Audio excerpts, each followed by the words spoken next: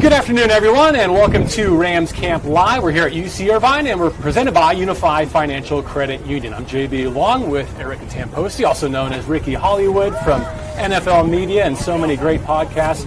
She's been to Super Bowls. DeMarco has won a Super Bowl. Yes, Super sir. Bowl champion on his way to Canton this weekend, if I'm not mistaken. Yes, Isaac Bruce going in, getting the gold jacket. Can't wait to see all the guys. See him up on the stage. Going to be fun. Good to see you back here at Rams Camp, and we welcome in Tyler Higbee, set for another go-round, leading this Rams tight end group, though not in uniform today. So a veteran day followed by a team off day tomorrow. Is that correct? Yes. Yeah. And are we standing between you and some treatment or a nice massage to begin your weekend? I'm going to get back to recovering the body a little bit. Oh, apologize for that, but we appreciate you stopping by. Do you think that massages should be mandatory for even media as well? Don't you think it's good to keep, everybody feeling good? I'll tell you what, there's some times where I don't want to lay down. I feel like I'd rather do some other things for an hour and a half or 2 hours, but I know how imperative it is to get that work on my body in order to produce out here. Whatever massage you don't want, I'll take it. Absolutely. Did you do that tight end U thing in the offseason? So Speculation yet? I didn't. You did not do it? No. Well, the question is, I know you're the best tight end the Rams have. About being the best tight end in the league, is that possible, in your opinion? Do you think you have the goods to be that good? I don't see why not. I mean, it's coming in, just working a day at a time, taking the most advantage of my ops when I get them, and doing everything. Being the tight end that can do it every down. First down, second down, third down, and the fourth if we need it. Being able to, all three phases, run game, and pass pro. So, part of it. Just not getting too far ahead. When I heard about Matthew Stafford coming to this football team, you were the first guy I thought about. I really did. I mean, I think this is a guy that can get the football to you in every place on the field, which means we get to see what you can be and what you can grow to be. No doubt, no doubt. And again, that starts out here. I mean, you see him, he's spreading the ball around, and it's great creating some of that chemistry with him, having these reps out here, and then just taking advantage of it when it does come. It seemed to us like you played through just about everything injury-wise last season to be on the field for the 2020 Rams. How important was this off-season for you, just in terms of recovery and getting back to where you hopefully are now, as close to 100% as possible? Yeah, it was good. It was good. I got a little banged up, especially on the left side last year, but I got I had a small procedure on the hand or the wrist, and elbow is feeling pretty well. Got a little tape on there, but I'm all right. Good. That's awesome. What's your go-to cheat meal after a hard practice? Oh. Because the fans need to know. If I see ice cream, I'm probably gonna get it. I'll tell you what, I love In-N-Out. Okay. What's your order? But I stay away from it. It's very rare. But I might go Jersey Mike's sandwich. Okay. What's your In-N-Out order? Mike's. You like a 4x4? No, I get a double. There you go. Sometimes two. Then I won't get the fries. I'll stay away from the fries. There you go. Okay. You're making me mad. See, you get to burn calories. If I have In-N-Out, I get fatter. You can burn it off. See? Hit the elliptical. Yeah, the elliptical. Thank you. It hits back, man. Going into this is what year 5 for you. Year 6. Year 6. Excuse me. So there's nothing you haven't seen. Has the game slowed down for you? You keep hearing that. Yeah, a little bit. I think it's now I'm getting to that point where I'm picking up on some of the stuff that I wouldn't miss. Why we're doing these flying motions, what we're trying to do to set, put guys on a defense in positions to create angles in the blocking game or in the run game. Certain things like that, which is even taking it to another level. And it's just challenging myself every day, trying to pick up on those things and master those. So.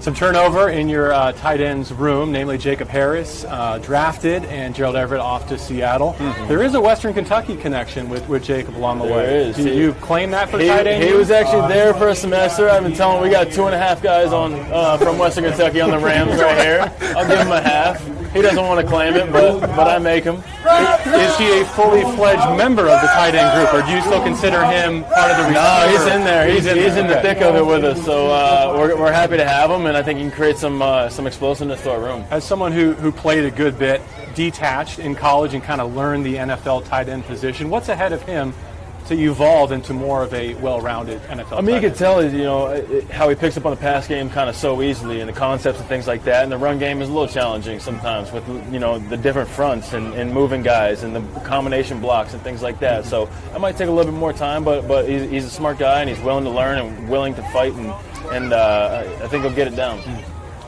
What's it been like having fans back at training camp and going forward into the season? It's awesome. Yeah, different energy? it's fantastic. I mean, we feed off them. You know, the energy they bring the energy when it is a day where it might be a little lull. You know, we try to avoid those, but having them out here picks us up, and we love having them around. Be fun. Score a touchdown, spike the football, crowd noise. That's right. Instead of making your own crowd noise. That's right. Yeah. That's right. Yeah. It'll be a little different this year, but we're excited. Ready to blow the roof off the place at SoFi. So your off season, we talked about it last year, was kind of tough on you. I mean, going into your off season, how hard did you attack your workouts?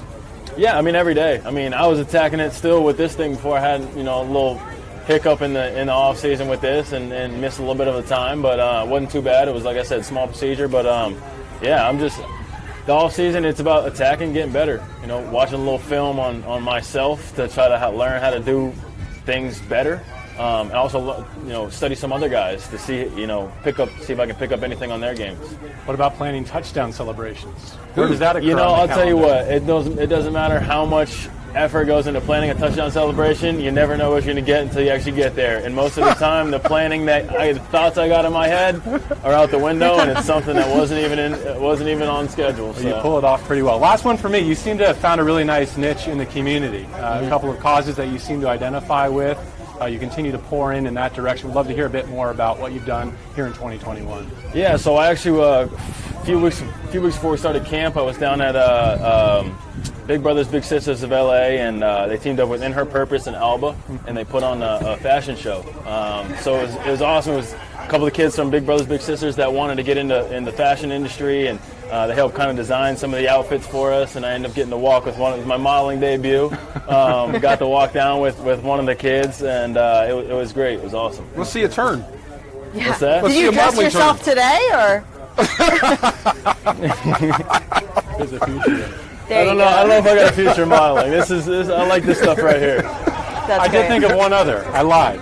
Now that we have 3 bona fide uniforms in the new look, new colors, any preferences? I'll tell you what, the white, the modern throwbacks, those things are sweet. I remember how excited you guys were for the bone uniforms roughly this time last year. Is that same excitement there for the modern throwbacks? Might be even a little higher. Really? Might be a little higher. High praise. Is that's the one you're talking about right there? Yeah, that's sweet. Over there. Anything looks good in the end zone. That's right. See, anything looks good in the end zone. Any last things for Tyler Higbee Yeah, before we let him get this is so great, but what's really, going on between you and Stafford with the hair off? Like, you have great hair, he has great hair. Is there some sort of, aggressive undertones in there? No, it's all friendly. I think I got a little bit more lettuce than he does. Of course. So, if I got to share some, I'm willing to share. But, he can have it. He's a little older on me. As long as you guys are cool, in the huddle, that's what matters. He's got seniority. Okay. Lettuce. We're calling hair lettuce now? I got a lot of it. Oh, my gosh. All right. We'll keep it under wraps. Enjoy your evening and your team day off tomorrow. We'll look forward to seeing you later this week and up in Oxnard as well. My man. Head-to-head with the Cowboys. Thank you, Tyler. Yeah, thank you. Thank you, guys. Eric and DeMarco, we're going to ask you to stand by for just a little bit longer. One, because we want to get to know Ricky Hollywood a bit better. I have some questions for you in a moment. But DeMarco, if you want to start just by talking about Hall of Fame weekend to see one of your teammates enshrined, I think that's as good a transition as we can. Geeked. Isaac Bruce going in, long overdue. We walked in the building the same day in 1994. Our lockers were 2 doors down, for 7 years. My entire career as a Ram, Isaac Bruce was to my right. So it's like I said, long overdue. And I get emotional talking about it. I'm trying not to now, but I'm so happy for him. It's like all of us are going in with him. So I've seen Marshall, I've seen Kurt, I've seen Orlando, Jackie Slater, Jerome Bettis. I've had teammates go into the Hall of Fame, but this one here hits me right here. It's Isaac Bruce. It's the guy. We made this secret little deal way back in 1998 that it was a joke. We'd have the lowest rated Super Bowl of all time. We didn't care who we played or how the game was, how it looked. We just wanted to win the darn thing. And then he was the first guy I looked for when we finally won it. So it's going to be cool. I can't wait to see him up on stage with the gold jacket, and I can't wait to hear the speech. It's going to be fun. Safe travels, man. So Thank you. Tell us all the good stories. We'll do. Back. I can't wait to hear that. Eric, it's a pleasure to welcome you to Rams Camp here at UC Irvine for the first time. I know part of what you wanted to do was go in-depth breaking down the long snapper competition. We'll did, unfortunately, we didn't have time. But maybe just give us some outside perspective. Like, where are the Rams in the division, in the NFC, and in terms of NFL perspective? Yeah, I mean, I think it's really exciting what this Rams team has done, and especially, with the getting to the Super Bowl and unfortunately the loss with the Patriots, and then what wasn't necessarily a down year, but I think sort of there was a lot of questions up in the air. But seeing this team come together, I think the addition of Stafford is super exciting, and these young players that are really kind of coming up and making that leap into that second, third year, I really do think that the Rams are the ones to beat. That was very gracious of you as a native New Englander to say unfortunately. It takes a lot of professional, talk about the lowest rated Super Bowl. Man, that was tough. One of the most intimidating environments I've ever seen in my life was watching Tom Brady warm up in New England with all those banners behind him. Right? Yeah, that's just absolutely terrifying. So I get it. I'm with him. That's big of you to say. No. I really do think that the Rams this year especially are really in a good place. Well, that's enough football for now. Let's finish on a lighter note, shall we? If you've been following the Rams on social media, one of the hits of training camp has been the GoPro down there by the locker room. And the question of the day. So these are non-football questions that the players and coaches have been posed that I would like to get your takes on. Let's kind of go in reverse order here. Johnny Hecker presents today the question, is water wet? Is water wet? DeMarco, your answer? Yes, please. Water is wet. Why wouldn't water be wet? There are a lot of various reasons given. It's a mind bender, yeah.